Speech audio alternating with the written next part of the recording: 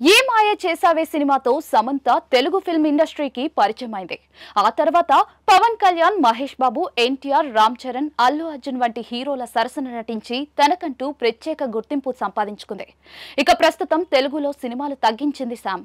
అయితే నాగ చైతన్యతో సమంత విడాకులు తీసుకుని విడిపోయిన తర్వాత తరచూ ఆమెకు సంబంధించిన ఏదో ఒక వార్త వైరల్ అవుతూనే వస్తుంది.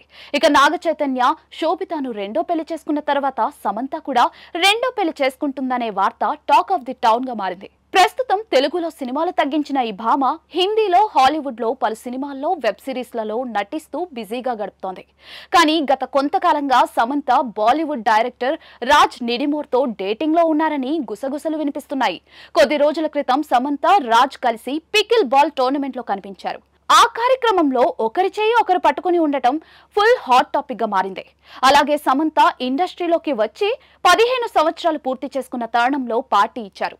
ఆ వేడుకల్లో సైతం రాజ్ కనిపించారు. దాంతో వారిద్దరూ త్వరలోనే పెళ్లి కూడా చేసుకోబోతున్నారని జోరుగా ప్రచారం జరుగుతోంది. ఇక రాజ్ అండ్ డీకే డైరెక్ట్ చేసిన ఫ్యామిలీ మ్యాన్ 2 వెబ్ సిరీస్ లో అయితే సమంత నటించింది. ఆ సినిమాలో ఆమె చేసిన బోల్డ్ పాత్ర కారణంగానే నాగ చైతన్యకు ఆమెకు మనస్పర్ధలు వచ్చాయని అంతా అనుకున్నారు. రీసెంట్ గా వరుణ్ ధావన్ తో కలిసి నటించిన సిటాడెల్ హనీ బనీ వెబ్ సిరీస్ కి కూడా రాజ్ అండ్ డీకేనే దర్శకత్వం వహించారు. దాంతో వీరు రిలేషన్ లో ఉన్నారని భావిస్తూ ఉన్నారు. త్వరలోనే వీరి ప్రేమ విషయం అధికారికంగా వెల్లడించనున్నారని ప్రచారం జరుగుతోంది. రాజ్ నిడిమోర్ బాలీవుడ్ లో డైరెక్టర్ గా గుర్తింపు తెచ్చుకున్నప్పటికీ కూడా ఆయన స్వస్థలం ఏపీలోని తిరుపతి. దీంతో సమంత మరోసారి తెలుగుంటి కోడలు కాబోతున్నారని అంటూ ఉన్నారు.